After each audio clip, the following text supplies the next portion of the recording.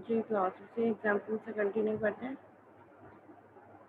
तो मैंने पर्सन की क्लास बनाई, उसमें 2 एट्रीब्यूट्स रखे और मैंने एक प्रिंट पेरेंट का मेथड यहाँ पे डिक्लेयर किया, जिसमें मैंने 2 फील्ड को प्रिंट करवा दिया, जो कि है पेरेंट की फील्ड है, name and age. And then in new class मैंने पेरेंट क्लास का ऑब्जेक्ट बनाया and P dot print parent call करवा दिया। ये बिल्कुल वैसी कॉल होगा जैसे आज तक हम किसी भी क्लास का ऑब्जेक्ट क्रिएट करके उसको एक्सेस करवा रहे हैं। फिर मैंने नेक्स्ट क्या किया, एक और क्लास बनाई स्टूडेंट की, और स्टूडेंट की क्लास को पेरेंट की क्लास से, जो पर्सन क्लास है, उससे इनहेरिट करवा दिया। Public class student colon person, now it is performing achieving inheritance. और इस स्टूडेंट की क्लास में क्योंकि ये पर्सन की क्लास को इनहेरिट कर रहा है, तो ऑटोमेटिकली उसकी दोनों फील्ड्स को भी इनहेरिट कर रहा है और इसके अपने भी 2 स्पेसिफिक एट्रीब्यूट्स हैं, डिग्री प्रोग्राम एंड CGPA।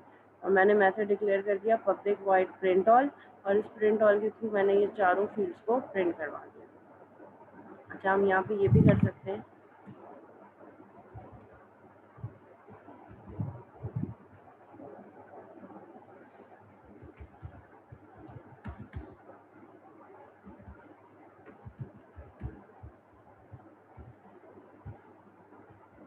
ठीक है। यहाँ पे जो मेरे पास प्रिंट पेरेंट वाला मेथड है, अगर मैं उसको एक्सेस करवा दूँ, ठीक है, डायरेक्ट। अब यहाँ पे हम क्या करें, लेट सपोज ये जो मैंने इसको कमेंट किया है, इसको मैं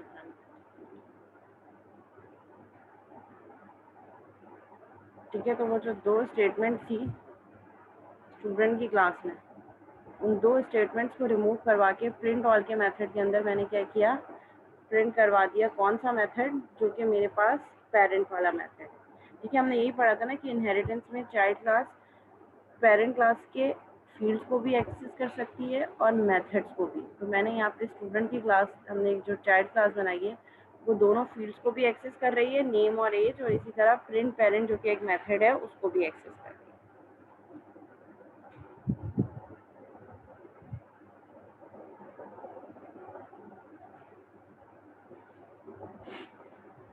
जी क्लास, यहाँ तक कोई क्वेश्चन है?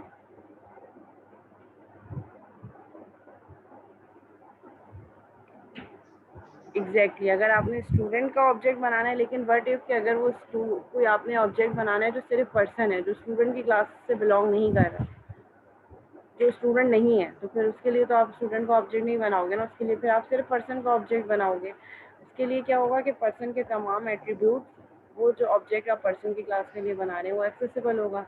बट इफ़ वो पर्सन स्टूडेंट है, तो आप स्टूडेंट का ऑब्जेक्ट बनाओगे जिसमें ये सारी फील्ड्स कवर हो जाए। तो it's up to the requirements कि आपकी रिक्वायरमेंट्स क्या हैं।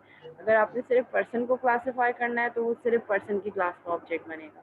लेकिन अगर आपने स्टूडेंट को क्लासीफाई करना है, जो स्टूडेंट इटसेल्फ एक पर्सन भी है, तो फिर उसके लिए आप स्टूडेंट का ऑब्जेक्ट बनाएंगे जिसमें तमाम फील्ड एक्सेस हो सकती है।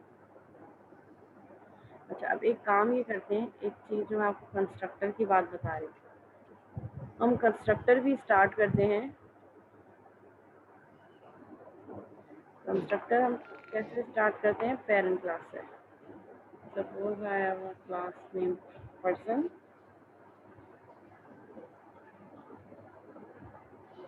ठीक है, इसको मैं दोबारा कर देती हूँ। मैं इसको पब्लिक कर दूँगी, तो इससे क्या हुआ कि जब मैं स्टूडेंट का ऑब्जेक्ट बनाऊंगी, तो उसके लिए मैं वहाँ से मेन से भी इनको एक्सेस कर सकती हूँ।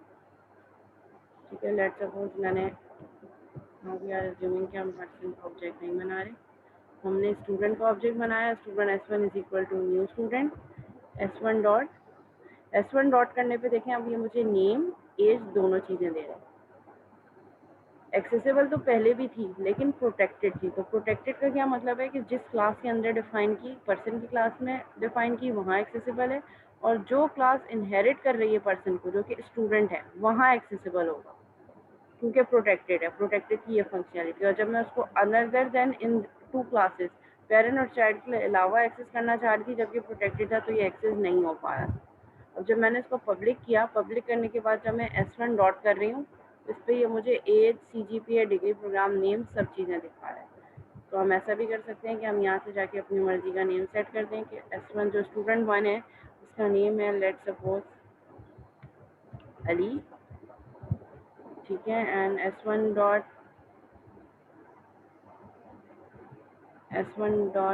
एज हम कर देते हैं 20, and S1 dot CGPA 3.25, S1 dot degree program BS ERP, S1 dot print all. तो ये क्या करेगा, सारी चीज़ें जो मैंने इस ऑब्जेक्ट के नाम के साथ सेट की हैं वो एक्सेस कर दी। Similarly I can create another object, I can create multiple object. Student S2 is equal to new student, ठीक है। और यहाँ पे हम कर देते हैं S2 डॉट अनदर स्टूडेंट है, इसका नेम है मेरे पास फरजान, लेट्स से, ठीक है। S2 dot age 27, S2 dot CGPA 3.78 note में, and S2 dot degree program is equal to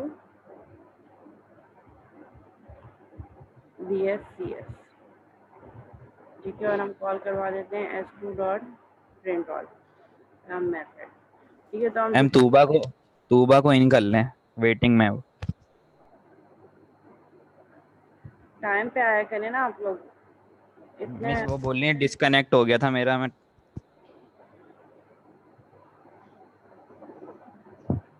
okay, अब जब मैं इसको रन करूंगी तो रन करने पे ये मुझे क्या शो करेगा, दो अलग अलग ऑब्जेक्ट, ठीक है। इसी तरह आई कैन क्रिएट मल्टीपल ऑब्जेक्ट, और अगर मैं किसी पर्सन का ऑब्जेक्ट बनाना चाहूँ तो वो सिर्फ पर्सन के एट्रीब्यूट पे ही काम करेगा।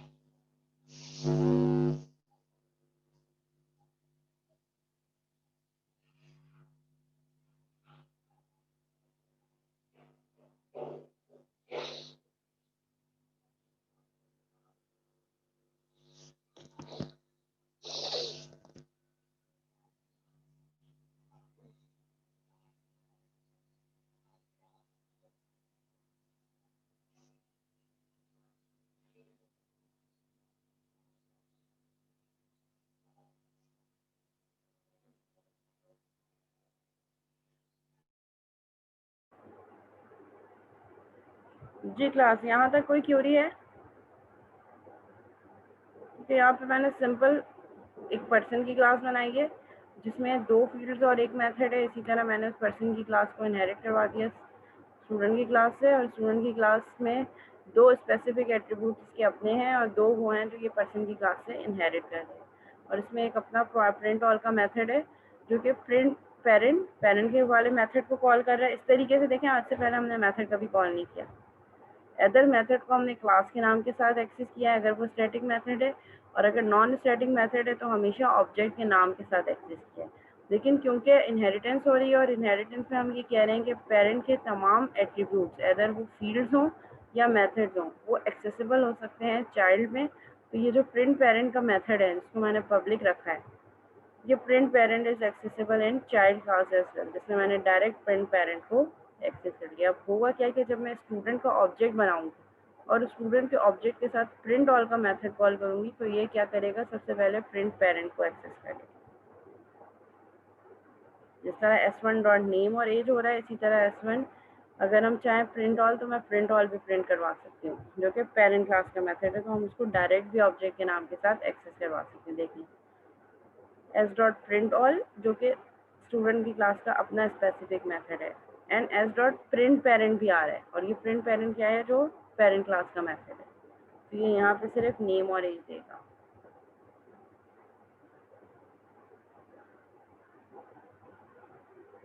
ठीक है, इसने नेम और एज को दोबारा से प्रिंट करवा दिया क्योंकि मैंने S1 डॉट प्रिंट पेरेंट का है। तो पेरेंट में ये क्या देगा, अली एंड 20, क्योंकि पेरेंट की दो चीज़ें प्रिंट करवा रहा है, नेम और एज। फिर मैंने क्या किया, S1 dot print all print all के मेथड के अंदर ये क्या करेगा, स्टूडेंट के प्रिंट ऑल में जाएगा और स्टूडेंट के प्रिंट ऑल में जाके भी मैंने प्रिंट पेरेंट को पहले कॉल करवाया, तो फिर ये दोबारा अली एंड 20 प्रिंट करवाएगा। अगर मैं इसको यहाँ से हाइड कर देती, कमेंट कर देती हूँ और रन करती हूँ,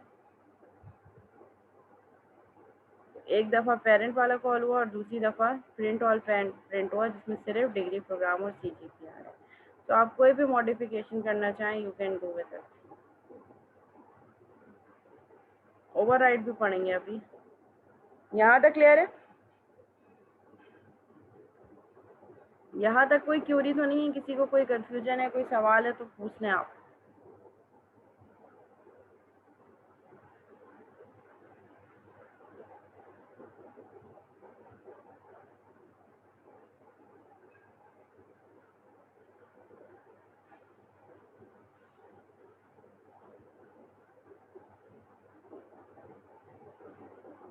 ठीक है, अच्छा अब हम देखते हैं कंस्ट्रक्टर कि इनहेरिटेंस में कंस्ट्रक्टर कैसे काम करते हैं। लेट्स सपोज कि हम क्या कर रहे हैं,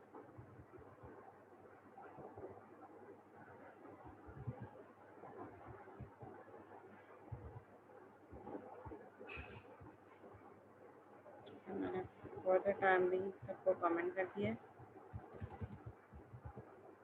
ठीक है, अब हम क्या कर रहे हैं, हम कंस्ट्रक्टर की बात करते हैं। हम ये हटा देते हैं direct. Now what if we want to set values of field from constructor.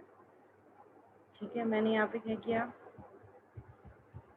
Parent class का एक कंस्ट्रक्टर बनाया। कंस्ट्रक्टर वैसे ही बनेंगे जैसे हम पहले बनाते थे। ठीक है, कंसोल डॉट राइट लाइन,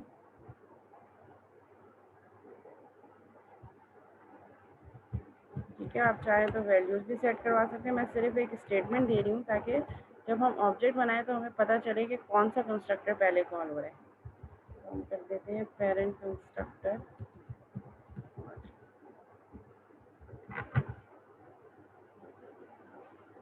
ठीक है। और आप चाहें तो फील्ड्स की वैल्यूज़ भी सेट करवा सकते हैं। कंस्ट्रक्टर में हम कोई स्टेटमेंट भी प्रिंट करवा सकते हैं और वैल्यूज़ भी दे सकते हैं। लेट्स से मैं कह रही हूँ कि अगर डिफ़ॉल्ट कंस्ट्रक्टर है पर्सन का, तो उसमें मेरे पास नेम हो जाए ABCDEF for example, and age हम कर देते हैं 30। ठीक है, ये मैंने एक डिफ़ॉल्ट कंस्ट्रक्टर बना दिया पर्सन का। अच्छा, अब क्या करते हैं, अब हम करते हैं इसको रन। स्टूडेंट S1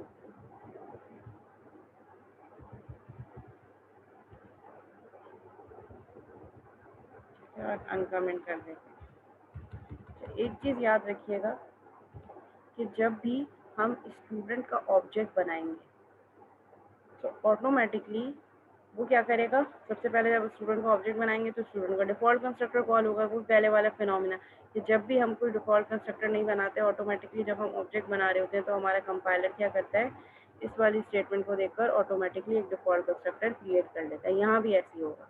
जैसे ही मैं स्टूडेंट का ऑब्जेक्ट बनाऊंगी, मेरा कंपाइलर क्या करेगा, ऑटोमेटिकली स्टूडेंट का एक ऑब्जेक्ट बना ले, एक डिफ़ॉल्ट कंस्ट्रक्टर बना देगा जो स्टूडेंट की तमाम फील्ड को डिफ़ॉल्ट वैल्यू पे सेट कर देगा, अगर हमने एक्सप्लिसिटली कोई कंस्ट्रक्टर नहीं बनाया।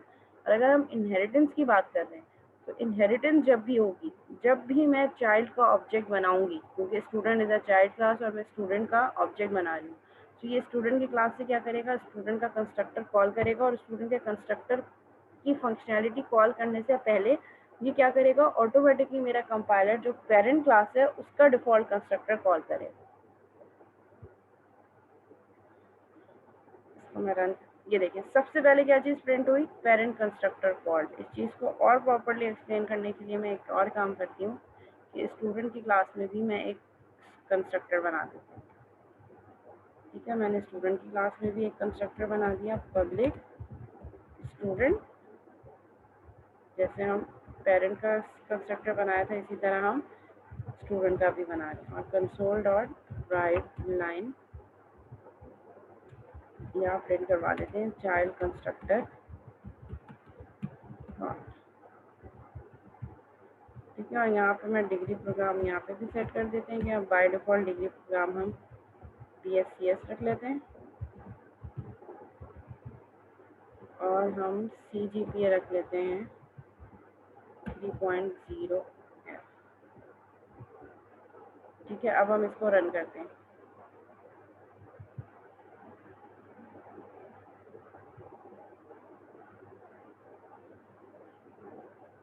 देखिए बाय डिफॉल्ट इसने ऑब्जेक्ट मैंने किसका बनाया है, स्टूडेंट का।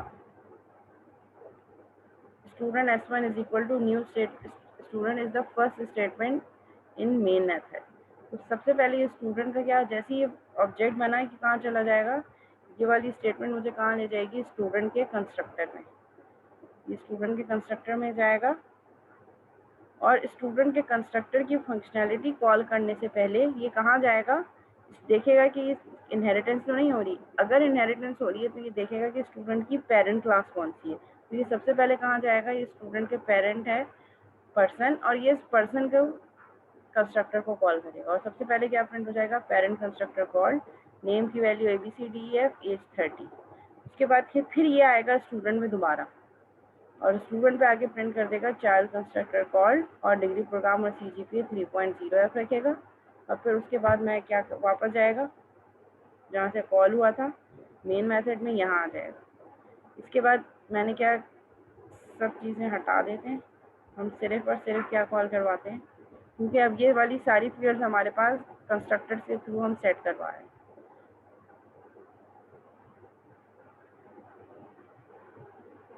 ठीक है, अब मैं इसको रन करूँगी। Parent constructor call, child constructor call, BSCS और CGPA 3। अच्छा, अब ये हुआ इसलिए क्योंकि ये नेम है और एज इसलिए नहीं दे रहा है क्योंकि प्रिंट ऑल के मेथड में, जो प्रिंट ऑल का मेथड है, ये क्या कर रहा है कि सिर्फ इसमें प्रिंट पेरेंट को मैंने कॉल नहीं करवाया। तो अब आपके पास दो ऑब्जेक्टिव्स हैं, एक तो ये कि आप यहाँ से प्रिंट पेरेंट हटा दें, इसको मतलब कमेंट हटा दें, तो अब ये मुझे सारी चीज़ें प्रिंट करवाएं। अगर आप ये नहीं करना चाह रहे तो आप एक काम ये कर सकते हो कि जो आपने ऑब्जेक्ट बनाया है उस ऑब्जेक्ट के नाम के साथ आप प्रिंट पेरेंट वाला मेथड भी कॉल करवा दो। S1 डॉट प्रिंट पेरेंट का मेथड।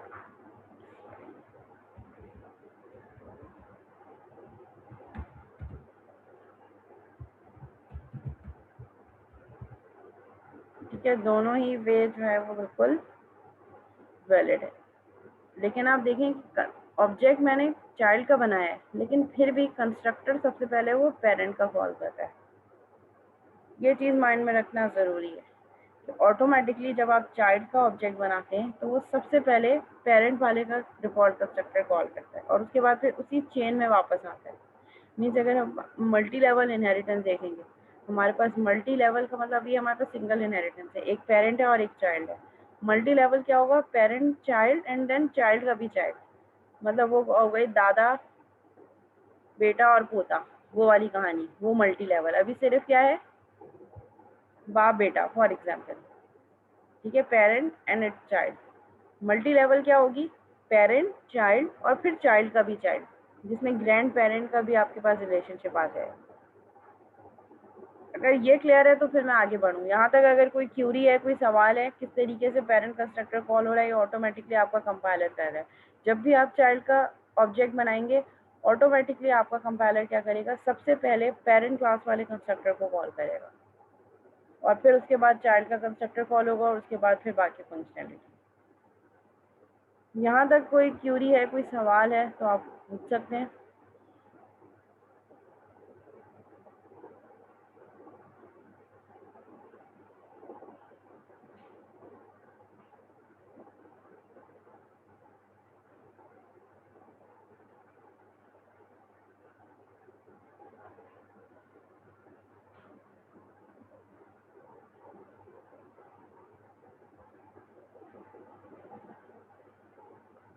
जी, अहमद, हशाम, बिलाल, जुनेद, राशिद, फुरकान, अकरम, जिन जिन के नाम मुझे याद आ रहे हैं मैं कॉल कर रही हूँ। वजिया, क्लियर है यहाँ तक सब?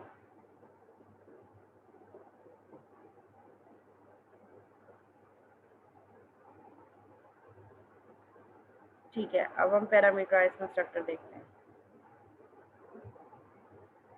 ठीक है, ये तो हमने देखा डिफॉल्ट कंस्ट्रक्टर। अब हम देखते हैं पैरामीटराइज कंस्ट्रक्टर को हम कैसे यूटिलाइज कर सकते हैं।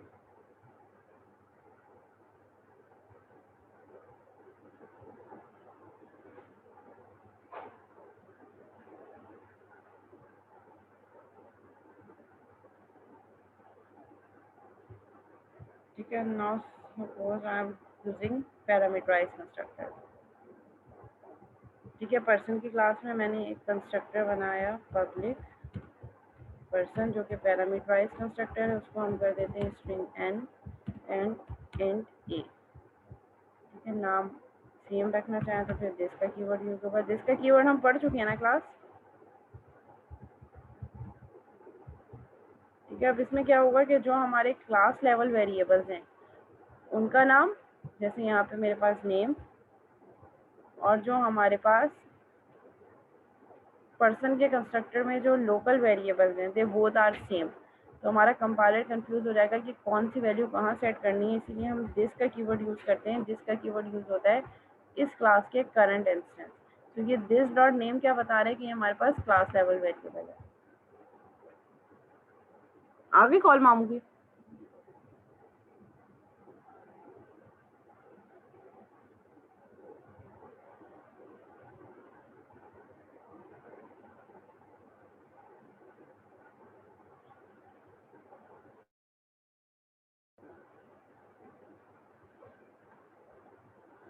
ओके, तो यहाँ पे मेरे पास this dot name is equal to name and this dot age is equal to age. ठीक है, तो जब हम ये वाला कंस्ट्रक्टर कॉल करेंगे और इसमें वैल्यू पास करेंगे नेम और एज के साथ, तो जो दो वैल्यूज पास करेंगे वो इस नेम के लोकल वेरिएबल और एज के लोकल वेरिएबल में सेट होगी। और इस लोकल वेरिएबल के थ्रू हम दिस डॉट नेम, यानी कि ये दिस क्या बता रहा है कि ये क्लास लेवल वेरिएबल है। ये वाला नेम जो है ये वाला क्लास लेवल वेरिएबल है। और जो एज है this dot age, it means ये क्लास की ये वाली एज है। ठीक है, इसलिए हम दिस यूज़ करते हैं। तो ये मैंने एक पैरामीटराइज कंस्ट्रक्टर बना लिया पर्सन के लिए, और फिर हम एक पैरामीटराइज कंस्ट्रक्टर बनाते हैं स्टूडेंट के लिए। ठीक है, पब्लिक स्टूडेंट। अच्छा, अब यहाँ पे मेरे पास दो चीज़ें हो सकती हैं। पहले मैं फर्स्ट वाला ऑल्टरनेटिव ऑप्शन बताती हूँ, फिर उसके बाद उसका ऑल्टरनेटिव। यहाँ पे हमारे पास लेट्स से मैं चार चीज़ें हैं। मैं यहाँ पे कह रही हूँ स्ट्रिंग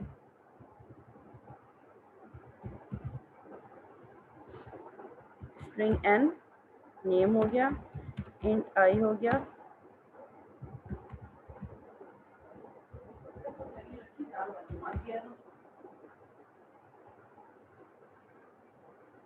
स्ट्रिंग, देन मेरे पास string degree program D and float C. ये चार चीज़ें, क्योंकि स्टूडेंट के लिए ये चारों चीज़ें एक्सेसिबल हैं।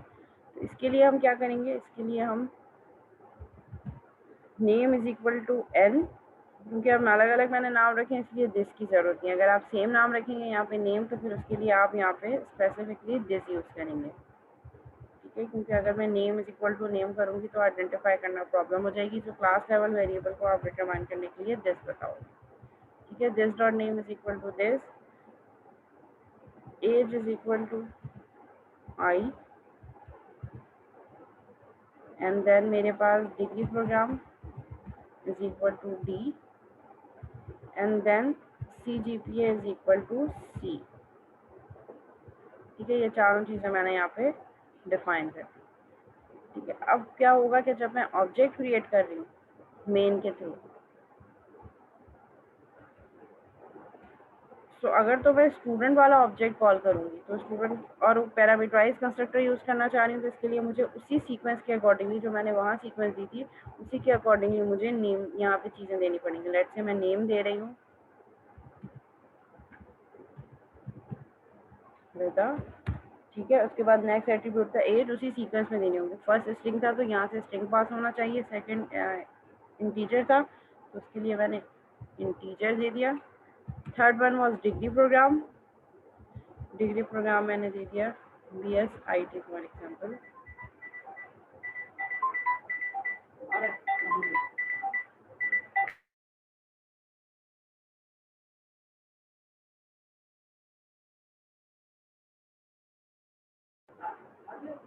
ठीक है, BSIT, और फिर थर्ड है मेरे पास CGPA, इसको हम कर देते हैं 3.9F। ठीक है, ये सारी चीज़ें हो गई हमारे पास।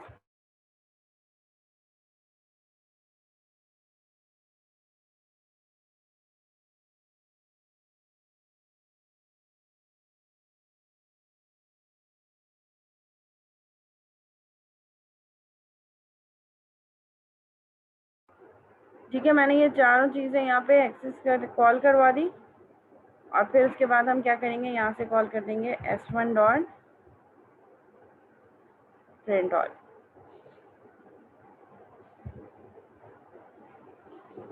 और प्रिंट ऑल पे भी देखते हैं हम प्रिंट पेरेंट को। ठीक है, और रन कर देते हैं।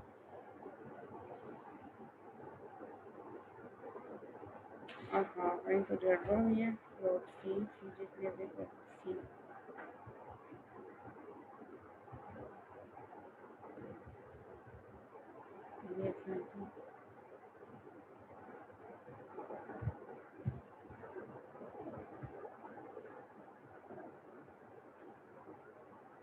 ठीक है, इसने क्या किया, पेरेंट कंस्ट्रक्टर कॉल। देखिए, इसमें भी इसने सबसे पहले जब अपने स्टूडेंट का कॉल किया तो स्टूडेंट के लिए इसने स्टूडेंट को ऑब्जेक्ट तो बनाया, लेकिन सबसे पहले कंस्ट्रक्टर कौन सा कॉल किया, पेरेंट का डिफ़ॉल्ट कंस्ट्रक्टर। देखें, मैंने ऑब्जेक्ट बनाया स्टूडेंट का, क्योंकि फ़ौरन गया स्टूडेंट के पैरामीटराइज कंस्ट्रक्टर में, और स्टूडेंट के पैरामीटराइज कंस्ट्रक्टर पे जाने से पहले इसने पेरेंट का डिफ़ॉल्ट कंस्ट्रक्टर कॉल किया। ये देखिए, जो मेरे पास पेरेंट का डिफ़ॉल्ट कंस्ट्रक्टर है, पेरेंट कंस्ट्रक्टर कॉल। तो जब भी आप चाइल्ड का ऑब्जेक्ट बनाएंगे तो सबसे पहले वो पेरेंट का डिफ़ॉल्ट कंस्ट्रक्टर कॉल करेगा, अनटिल एंड अनलेस आप एक्सप्लिसिटली उसको नहीं कहते कि पेरेंट का ये वाला कंस्ट्रक्टर कॉल करो। यहाँ तक क्लियर है?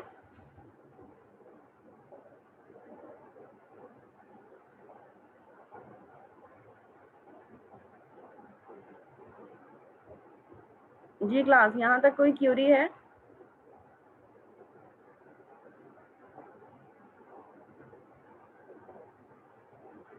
या मैं आगे बढ़ जाऊँ?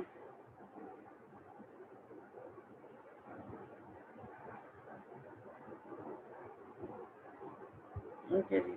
अब हमारे पास एक और भी तरीका है जो बेटर है। वो बेटर क्या है, लाइक यहाँ पे मैंने ये वाला काम पेरेंट के पैरामीटराइज कंस्ट्रक्टर में भी किया है, this dot name is equal to this, this dot age is equal to this, और यही काम मैंने स्टूडेंट के पैरामीटराइज कंस्ट्रक्टर में भी किया है, this dot name is equal to this, age is equal to this. ये काम रिपीट हो रहा है, यही काम हम पेरेंट में भी बता चुके हैं। तो अगर हमने ऐसा कोई फिनोमिना है, ठीक है, हम चाह रहे हैं कि ये काम यहाँ से हट जाए, क्योंकि ये तो हमने पेरेंट में भी डिफाइन किया हुआ है। तो हम यहाँ पे क्या करेंगे, हम यहाँ पे जब हम एक्सप्लिसिटली, अब हम पेरेंट का कंस्ट्रक्टर बता रहे हैं कि एक्सप्लिसिटली पेरेंट का कौन सा कंस्ट्रक्टर कॉल करना है। वैसे तो हमारा कंपाइलर ऑटोमेटिकली डिफ़ॉल्ट करता है, लेकिन अगर मैं चाहूँ तो मैं यहाँ पे एक काम ये कर सकती हूँ कि ये जो दो फील्ड्स हैं, नेम और सपोज आई है एज के लिए, ठीक है, ये दो चीज़ें ऊपर से ऑटोमेटिकली पेरेंट वाले कंस्ट्रक्टर में, पैरामीटराइज कंस्ट्रक्टर में सेट हो रही हैं।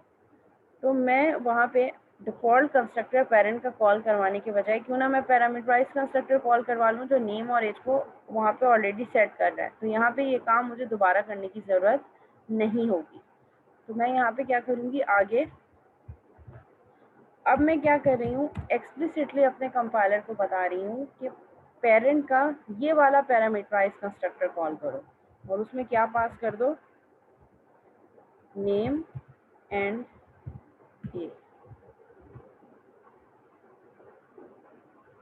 ये थोड़ा सा आपको ट्रिकी लगेगा, ठीक है। यहाँ पे मैंने इसको क्या कहा कि जब आप स्टूडेंट का ये वाला कंस्ट्रक्टर कॉल करो जिसमें 4 वैल्यूज़ पास हो रही हो, नेम, एज, डिग्री प्रोग्राम और CGPA, जिसमें से नेम और एज ऑटोमेटिकली पेरेंट के कंस्ट्रक्टर में, पैरामीटराइज कंस्ट्रक्टर में मैं यहाँ पे सेट करवा रही हूँ। तो ये काम चाइल्ड पे दोबारा रिपीट करने के बजाय मैं क्या कह रही हूँ, मैं यहाँ पे कह रही हूँ अब मैं एक्सप्लिसिटली चाइल्ड के कंस्ट्रक्टर से पेरेंट का कंस्ट्रक्टर कॉल कर रही हूँ। और कौन सा वाला कंस्ट्रक्टर कॉल कर रही हूँ? पेरेंट का वो वाला कंस्ट्रक्टर जो दो इनपुट्स ले रहा है, एक स्ट्रिंग और एक इंटीजर। तो अब ये प्रोग्राम क्या करेगा मेरा? स्टार्ट से शुरू कर दें। जैसे ही मैंने स्टूडेंट का ऑब्जेक्ट बनाया, student S1 is equal to new student, 4 values pass की, Rida 25, VSIT and 3.9 F।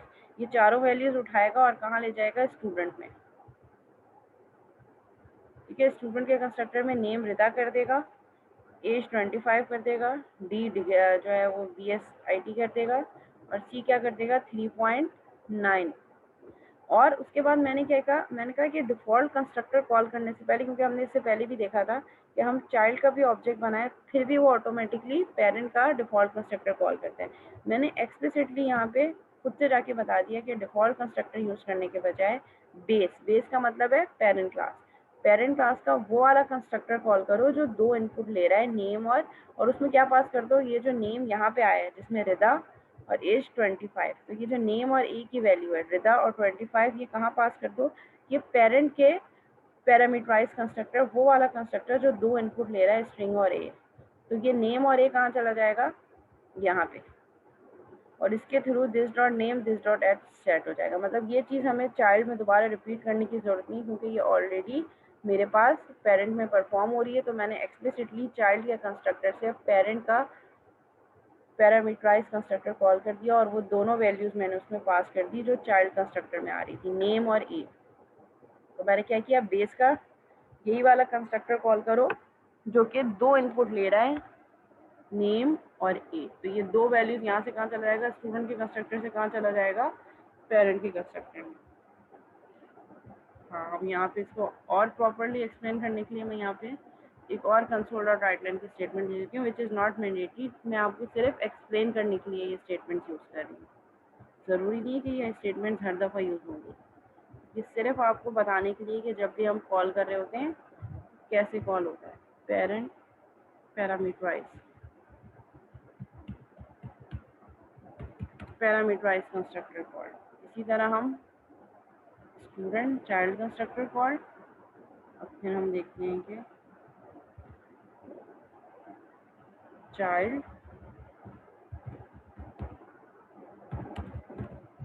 Parameterised constructor. अब इसको रन करते हैं। देखिए अब मैंने क्या किया? अब इसने डिफ़ॉल्ट वाला कॉल नहीं किया। अब जो मैंने इसको एक्सप्लिसिटली यहाँ पे खुद से बताया कि पेरेंट का वो वाला कंस्ट्रक्टर कॉल करो जो दो आर्ग्यूमेंट्स ले रहा है, और उसमें ये नेम और ए पास कर दो। तो अभी इसने कौन सा कॉल किया? Parent parameterize constructor call. कौन सा वाला? ये वाला पेरेंट पैरामीटराइज कंस्ट्रक्टर। और इसके थ्रू नेम और एज की जो वैल्यू मैंने पास की थी स्टूडेंट के कंस्ट्रक्टर के थ्रू, वो वैल्यूज इसने सेट कर दी। और फिर उसके बाद ये कहाँ आया? दोबारा आया वापस इस वाले कंस्ट्रक्टर में, चाइल्ड पैरामीटराइज कंस्ट्रक्टर कॉल। और ये सारे वो जो चार वैल्यूज आई थी वो सेट कर दी। स्टार्ट की दो वैल्यूज जो नेम और एज था वो पेरेंट वाले कंस्ट्रक्टर से सेट हुई, और चाइल्ड वाले कंस्ट्रक्टर से जो चाइल्ड की अपनी स्पेसिफिक फील्ड्स हैं, जो डिग्री प्रोग्राम और CGP है, वो सेट हुई। और फिर बाद में मैंने क्या किया? ये वापस आया यहाँ पे, और फिर उसके बाद मैंने इसको S1 dot print all call करवा दिया। तो इसने वो चारों फील्ड जो सेट हुई थी वो चारों फील्ड प्रिंट करवा दी। जी क्लास, यहाँ तक कोई क्यूरी?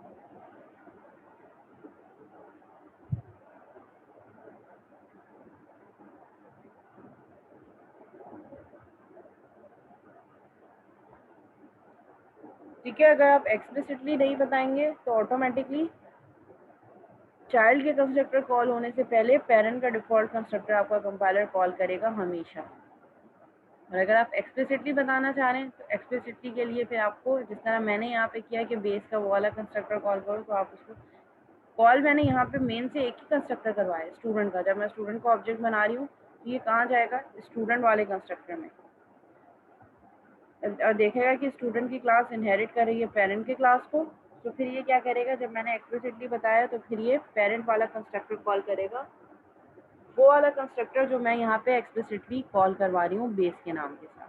तो बेस का क्या मतलब है, पेरेंट। पेरेंट का वो वाला कंस्ट्रक्टर कॉल करो जो नेम और ए यानी कि एक स्ट्रिंग और एक इंटीजर इनपुट ले रहा है।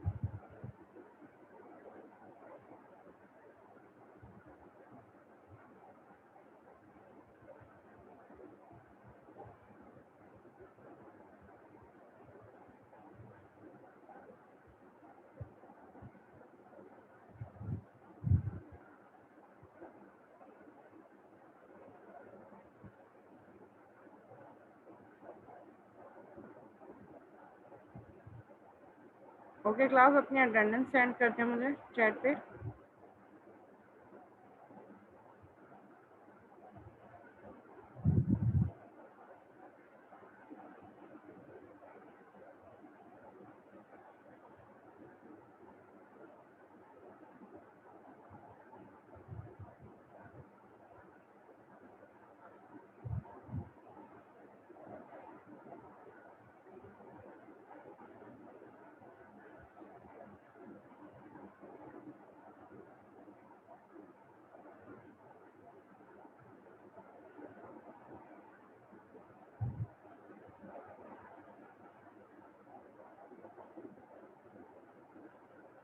ओके, मीटिंग एंड होने वाली है, ब्रेक लेंगे इसके बाद हम 20 मिनट्स का, और 20 मिनट्स के बाद फिर दोबारा से कंटिन्यू करेंगे। मीनवाइल इन 20 मिनट्स में अब तक हमने जितना पढ़ा है वहाँ तक आपकी कोई क्यूरी हो, इनहेरिटेंस में कोई स्पेसिफिक पॉइंट को टॉपिक समझ नहीं आया हो, ब्रेक के बाद जब हम कंटिन्यू करेंगे तो फिर हम एक सेशन रख लेंगे क्यूरीज का। अगर आपको कोई क्यूरीज हैं तो आप लोग पूछ लें, उस टाइम तक आप प्रैक्टिस करना चाहें तो प्रैक्टिस भी कर सकते हैं।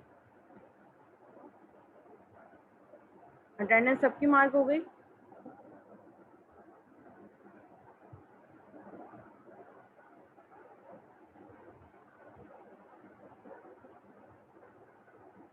ठीक है, मीटिंग एंड हो जाती है तो आफ्टर 20 मिनट्स हम दोबारा से कंटिन्यू करते हैं 10:45 पे, सेम मीटिंग आईडी पे।